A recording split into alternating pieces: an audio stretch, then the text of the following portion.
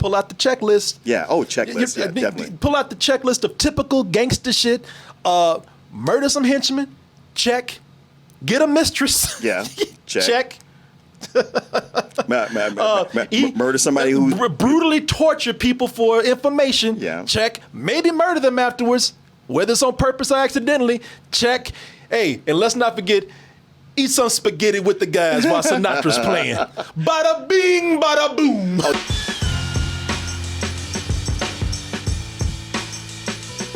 Hey everyone, I'm sure you heard by now, Double Toasted is heading out on tour, bringing you a night of comedy, games, and some interaction with the audience out there. Get tickets by going over to doubletoasted.com or going over to X1 Entertainment. Hey, we'll see you soon. Hey everyone, support our Patreon, which helps us to continue bringing you our live streams, videos, and podcasts while bringing you new content such as exclusive live streams and animated shorts. I figured that this would be a cool review because the Saints of Newark, the many Saints of Newark, excuse me, there's more than one, there's plenty of them, there's a lot of them out there. That's based on the show The Sopranos. You know old Tony in the Game. Sure. I don't. I never watched The Sopranos. You never watched it? And not because I was against it. Oh. I just never got into it. I mean, wow, that was a show everybody was talking about. It was the beginning of peak TV. You know what? There was a time that I did not have, I don't even think I had cable. So I didn't have HBO. Okay. That's probably why I didn't watch The Wire, y'all, because I didn't have. Oh yeah, well that would make sense. Why? Yeah. So, I didn't have cable at the time. I missed the beginning of it. It got to the point where I missed so many seasons. It got a little overwhelming. Yeah. And I just never got into it. But, everybody's talking about how, oh man, the Sopranos is back. Like there's so many. There's like a whole new generation discovering the Sopranos right now. Marriage, or any partnership for that matter, is a give and a take. We are a family, so we're gonna deal with this as a family. I thought that would be great for me to come in and do this review because somebody who hadn't seen The Sopranos, Sure. now everybody knows who Tony is. Yeah. Everybody knows James Gandolfini, man. But I'd never seen this show before. So what is it like? Now, you watched this show. Man, I wish Juicy was here. Because we'd have 3 different tiers where it's you who's never watched it. Yeah. Me who watched all of it and was a fan.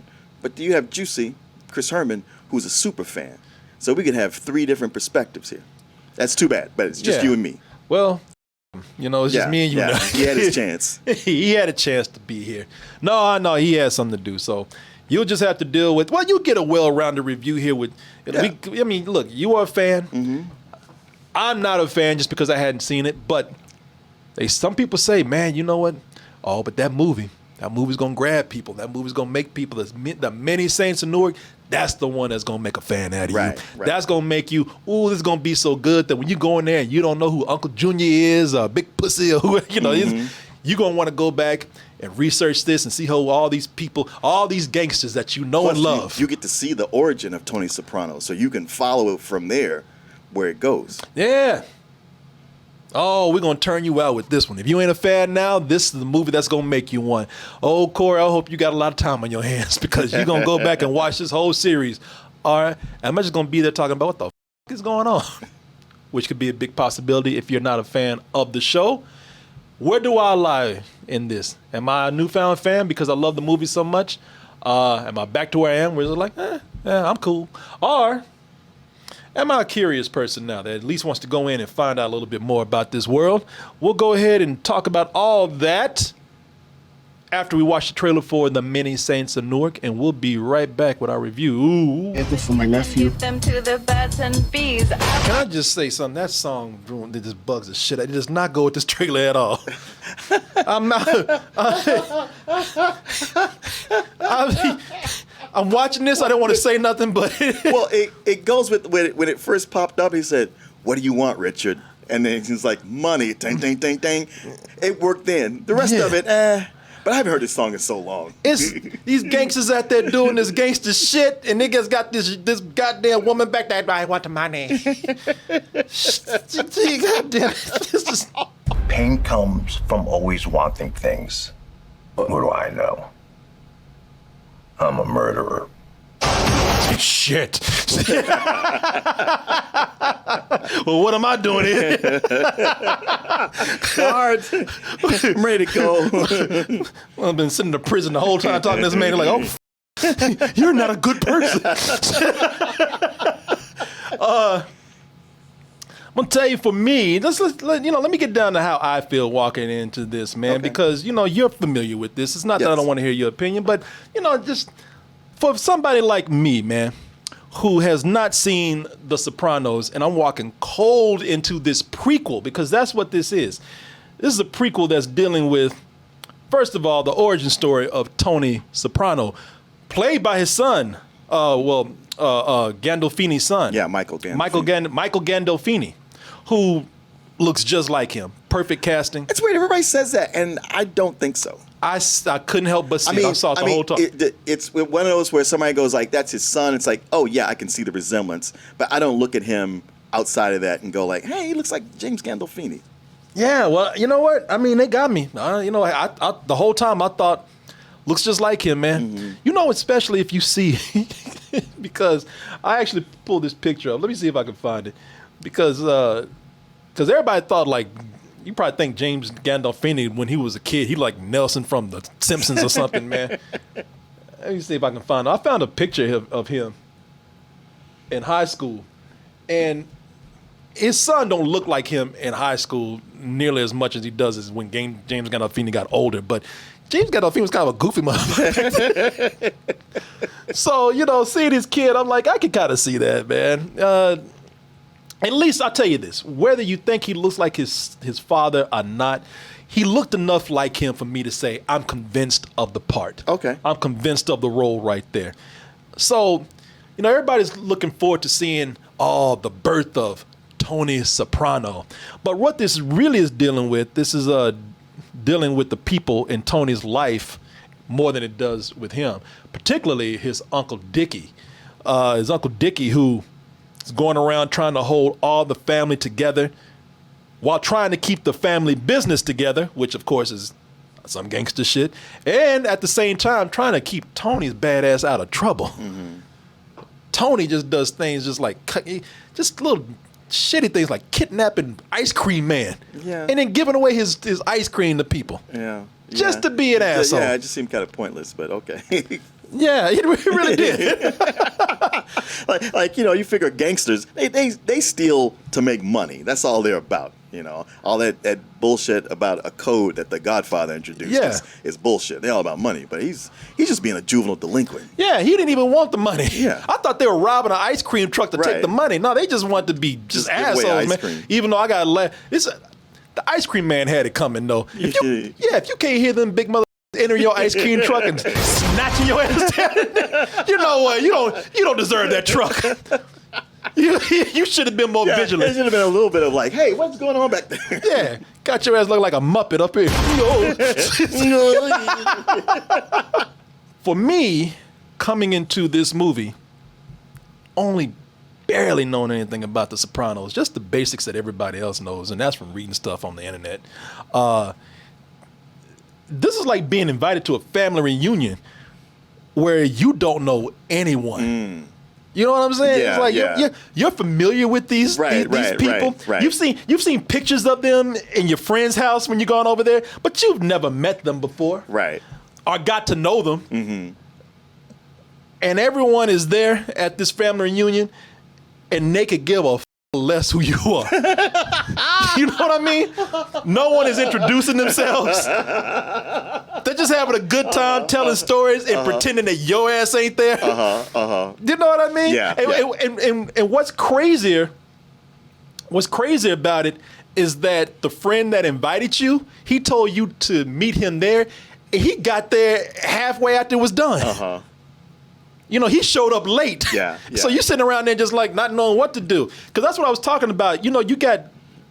Everybody knows Tony Soprano, and we just got through talking about how Michael Gandolfini is his son. Yeah. And so when they were talking about, and everybody was into the casting of this. Everybody was. Right. It's what they've been pumping in all the promos. That's all they've been talking about.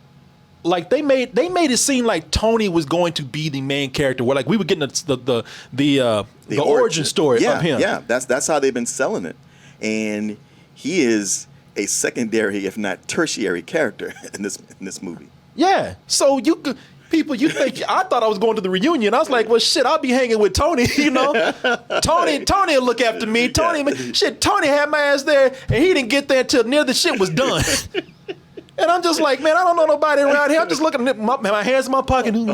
Just standing over, just hovering by the food table, just munching on chips. So, you know, I was thinking, man, this looks like this is going to be cool because at least I know Tony.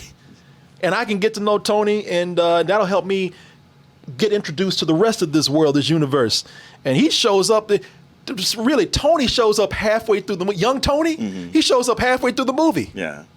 For the fans, I think it might be great. It has lots of Easter eggs, have lots of callbacks. They got, now, I read up on some things, so I do know, because there were some things I was just confused about. And I said, is this a reference to something in the show? And so I was reading how they told stories on the Sopranos series, and they pretty much went ahead and filmed those stories for the movie. Right. So I said, man, you know what? That is cool.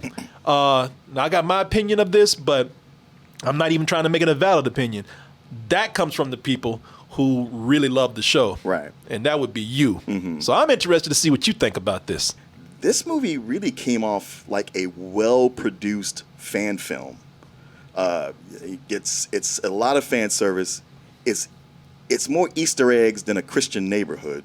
And it's something where it's like, I can't help but feeling like this is just too little way after the fact, and it doesn't really look. I think this is not that good. Okay. You know what? So for me, again, having not watched the show, I think there was enough for me to enjoy this as a gangster flick, but you know, only a typical gangster flick because I thought it looked great. I love the cinematography in here. The cinematography in this is surprisingly atmospheric and soft for a gangster movie, especially with all the hard things that they have done that they're doing in here. All the violence, all the gangsterism. I love watching it, man. I love watching it. I really like that they approached this through the character of Dickie, Uncle Dickie right here. Who is that actor that plays him? Alessandro Nivola.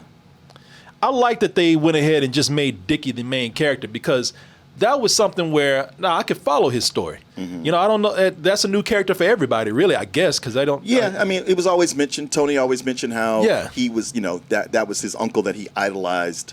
You know, you got the impression that he was the reason he got into the mob, and his, his son Christopher, who Tony ends up killing.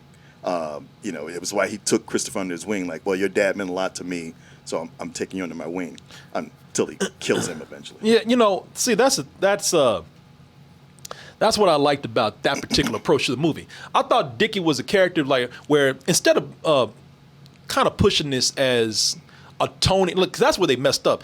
Instead of pushing this as a Tony Sopranos prequel, push this as a sort of take it from the approach almost of an anthology.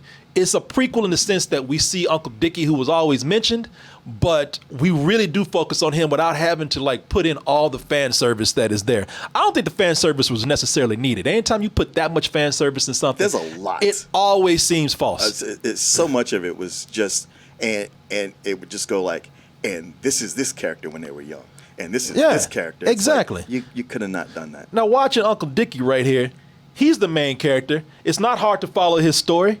You know, he's a big shot in the crime family. Like I said, you're trying to see him hold all the rest of the family together, which is where we get to see everybody that everybody knows and love being young. That could have felt more natural as he's trying to hold them together.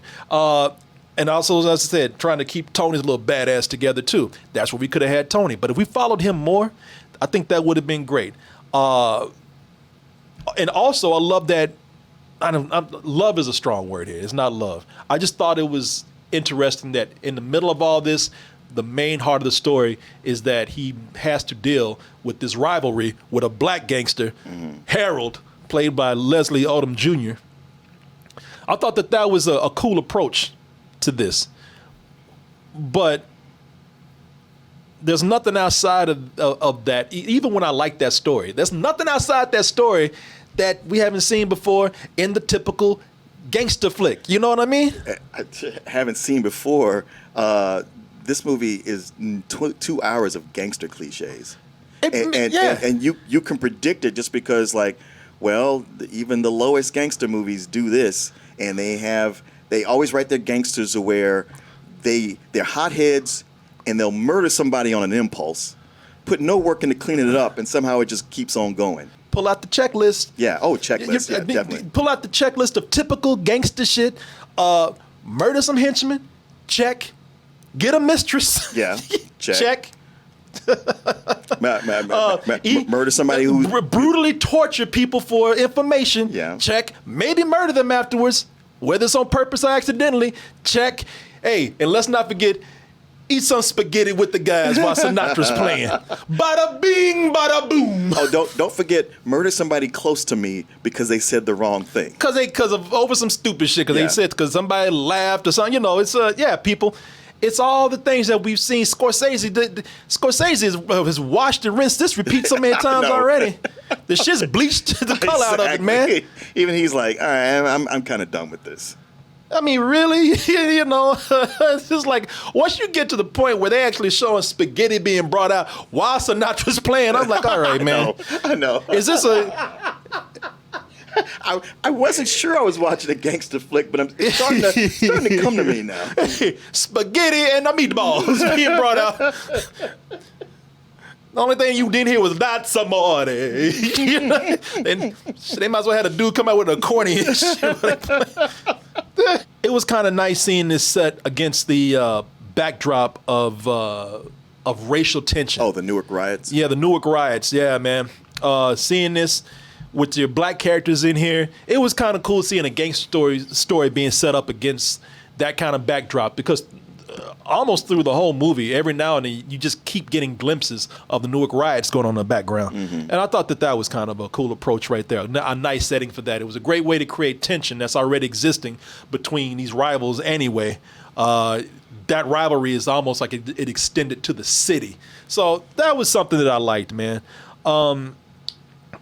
You know, as far as something outside of that, I couldn't really tell you anything about the characters as far as knowing them. Mm-hmm. But I will tell you that I know some of these characters enough to realize that some of this shit seems like Sopranos cosplay. I was just the moment you took a break, that's just what I was going to say. It comes off as cosplay, especially the more they show the characters that we know of as older. In particular, Silvio. I had it ready right there. Yeah, look at that. The actor John Magaro playing him with that. He's got a ball cap that he puts a wig on top of, and does the hunching and his lip out like this. And it's like, is this a comedy impression? This is clownish. Shit, comedy. I thought this was a Sopranos convention going on. Right. That's what people it seemed just like. Dressed in costume. Yeah. It doesn't help when you bend your mouth down like this, you hunch, and then you say everything like this. It sounds like a cartoonish voice. Yeah. You know, it's like even little Steven. Yeah. Who plays Steven Van Zandt. Yeah. Little Steven. Even he didn't sound like that when he was playing it. Anybody can bend over and talk like this. It's almost like a mob thing already. Yeah. A cross between a mob guy and Adam Sandler. Yeah. You know, it's like, come on, man. This is what I don't like in movies that are doing fan services, when they just stop the movie to like, or they take time to point out things that don't really need to be pointed out. Silvio? Yeah. Like, there's a point that they even have to tell you about his hair. Oh yeah, I know. Like, make sure that you know where the pompadour came from and everything. I was like, man, you know, this is where... Not needed. This is where, and so for me, now this is why I'm happy to hear you say this, because I said, for me, this feels like a serviceable gangster flick with a whole lot of bloat. Mm-hmm. And I said, but you know what? That's on me. Right. I didn't do my homework. Yeah, you weren't in the world. You don't know. Corey, you don't know, then shut up and let everybody else have it. I just said, it just feels like there's a bunch of Right when this thing feels like it's lean, it feels like it's going in. Like I said, you can keep, man. Sometimes I just prefer a simple story. Give me a simple run-of-the-mill gangster flick. Give me all the hit points in there, and I'm fine with that. I don't care. It doesn't have to be original. You know, that's a genre now. So if you give me just a basic gangster flick and it's filmed well, it's acted well, and some of these characters have just a little bit of depth to them, I'm fine with that. But every time it starts to get into that leanness over there, they got to stop to say, hey, here come Uncle Junior. And I was like, I don't give a f*** about Uncle Junior over here. Sure. I was like, but that's me. I give a f*** about Uncle Junior. And Corey Stoll, who's an actor I love, the whole time I was like, I guess he's Uncle Junior, but they make a clown of him the whole time. So it just feels like, hey, let's laugh at Uncle Junior. And I was like... See, I didn't even know what that. I thought Uncle Junior was somebody who was always made fun of throughout the show. Well, he sort of is just because he's old by that time. Like he's very old. He's like there's even an episode where he's starting to have dementia and he sees the Six Flags guy on TV and he's like, hey, that's me. Oh, wait, no, maybe it was Larry David he was looking at saying that. Both of them fit. Both of them, yeah. But yeah, just some of these characters, they play them for laughs. And there's that switch in tone, which is fine. I mean, you don't want to have it completely dour or serious, but it is too much of like it's bloated because they throw in all these characters who we know from the series who don't really have a whole lot to do a lot of times other than just kind of be clowns. They could just as well been other people. Another big thing I thought was a huge misstep. So I love Ray Liotta, but this is once again where he's playing the father of someone who's probably maybe 10 years younger than him. But it's not enough that he's an exaggerated character, but he comes back as another character. He has to be a twin. Yes. And I was like, are we going into soap opera territory with twin brothers? And it's almost made me feel like Joker, where I was like, with the second one, I was like, is this real? Because it almost seems like it wasn't when it came, but there's certain details in their conversation where I was like, all right, this wouldn't be a conversation with an imaginary character. So it just seemed unnecessary. Yeah, I mean, the only saving grace is that I really like those scenes. Yeah, exactly. With Ray Liotta. Yeah, that's the thing. I like those scenes. I was just like, but as a story goes, especially one that's this long, this doesn't really have a place here. Yeah, but I did like it though. I looked forward when they would go back and see that version of Ray Liotta right there. Those were the nice moments. Yeah. Even some of the moments with the other Ray Liotta was just cracking me up, man.